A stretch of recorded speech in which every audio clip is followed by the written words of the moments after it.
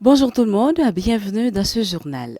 Plusieurs bandits tués lors d'une opération de la PNH. La police nationale d'Haïti poursuit une vaste opération à Village de Dieu visant à reprendre le contrôle de cette zone longtemps dominée par des groupes armés. Selon la police, plusieurs présumés bandits ont été tués lors d'affrontements survenus le 1er juin 2026. Au moins 6 armes à feu ont également été saisies au cours de l'intervention. La PNH affirme que les opérations se poursuivront afin de renforcer sa présence dans le secteur et de sécuriser les principaux axes routiers, notamment la route nationale numéro 2. Les autorités réitèrent leur engagement à lutter contre l'insécurité et à rétablir l'ordre dans la région métropolitaine de Port-au-Prince. De notre côté, une organisation dénonce la mort de 3 enfants lors d'une opération policière.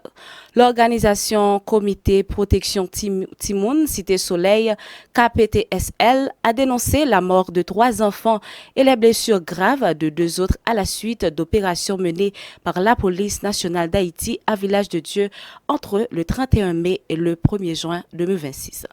Selon le KPTSL, les interventions policières ont également fait plusieurs victimes au sein de la population civile. Les 2 enfants blessés risqueraient une amputation en raison de la gravité de leurs blessures. L'organisation a exprimé sa solidarité avec les familles touchées par ce drame. Face à cette situation, le KPTSL appelle les autorités nationales et les organisations internationales de défense des droits humains à renforcer les mesures de protection des enfants. Elle exhorte également les acteurs concernés à agir afin de prévenir de nouvelles victimes parmi les mineurs dans un contexte marqué par l'aggravation de l'insécurité en Haïti. Haïti élection, le CEP dénonce un décret électoral jugé inconstitutionnel. Le Conseil électoral provisoire CEP a exprimé son opposition à la décision de la primature de publier un nouveau décret électoral destiné à encadrer les prochaines élections en Haïti. Selon l'institution, le document présenté par le gouvernement diffère du projet qu'elle avait soumis à l'exécutif en avril dernier.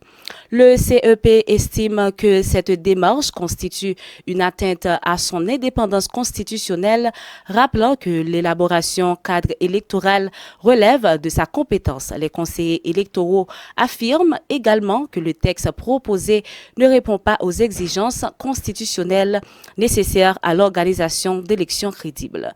Malgré ce désaccord avec la primature, le CEP réaffirme son engagement à conduire le processus électoral dans le respect, la transparence, de l'impartialité et des principes démocratiques. Cette nouvelle divergence intervient alors que les autorités cherchent à accélérer les préparatifs en vue des élections prévues dans le cadre de la transition politique en cours. Haïti, élection, le décret électoral bientôt publié, annonce les autorités. Le Premier ministre Alix Didier Fils-Aimé a rencontré le 2 juin les 2 membres du Conseil électoral provisoire pour faire le point sur les préparatifs des prochaines élections. À l'issue de cette réunion, les autorités ont annoncé que le décret électoral devait être adopté en Conseil des ministres avant sa publication dans le journal officiel Le Moniteur. Les échanges ont porté sur les dispositions nécessaires au lancement du processus électoral. Le gouvernement et le CEP ont réaffirmé leur volonté d'organiser des élections crédibles, inclusives et sécurisées. Par ailleurs, une réunion stratégique sur la sécurité est prévue la semaine prochaine avec la police nationale d'Haïti, les forces armées d'Haïti, FADH et d'autres institutions concernées. Cette démarche vise à créer les conditions favorables à la tenue du scrutin dans un contexte marqué par de nombreux défis sécuritaires.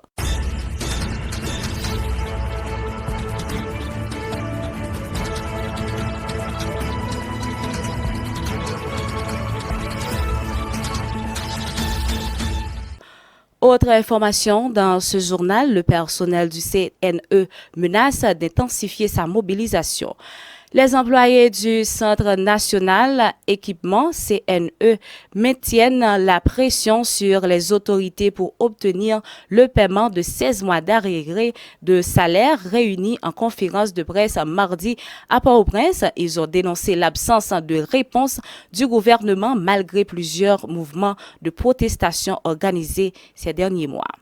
Les travailleurs affirment que cette situation plonge de nombreuses familles dans la précarité. Ils réclament également la régularisation des dossiers de retraite de près de 300 employés ainsi que le versement de fonds qu'ils estiment dus à l'institution. Par la voix de leur avocat Evel Fofan, ils dénoncent ce qu'ils considèrent comme un affaiblissement progressif du CNE, faute de solutions concrètes. Les employés préviennent qu'ils pourraient intensifier leur mouvement de mobilisation dans les prochains jours. Plus de 58 000 repas distribués aux déplacés internes, le Fonds d'assistance économique et sociale, FAES, et la Direction générale de la protection civile, DGPC, ont annoncé avoir distribué plus de 58 000 repas à des personnes déplacées internes depuis le 13 mai 2026. Cette initiative s'inscrit dans le cadre du programme Cantine mobile, mis en place pour soutenir les familles ayant fui les violences armées dans la plaine du cul-de-sac. Selon les responsables, 9 000 repas chauds ont été distribués entre le 29 et le 31 mai dans plusieurs centres d'hébergement, tandis que 3 000 autres ont été servis le 1er juin. Les bénéficiaires sont accueillis, notamment dans des sites situés à Carrefour-Bouzy, Maïgaté et Cité-Soleil. Les autorités indiquent que les distributions se poursuivent quotidiennement afin de répondre aux besoins urgents des populations affectées par la crise sécuritaire. On termine ce journal avec les informations sportives. Les Grenadiers s'imposent avec l'autorité face à la Nouvelle-Zélande. À quelques jours de la Coupe du Monde 2026, la sélection haïtienne a envoyé un signal fort en s'imposant 4-0 contre la Nouvelle-Zélande lors d'un match amical disputé à Fort Lauderdale en Floride.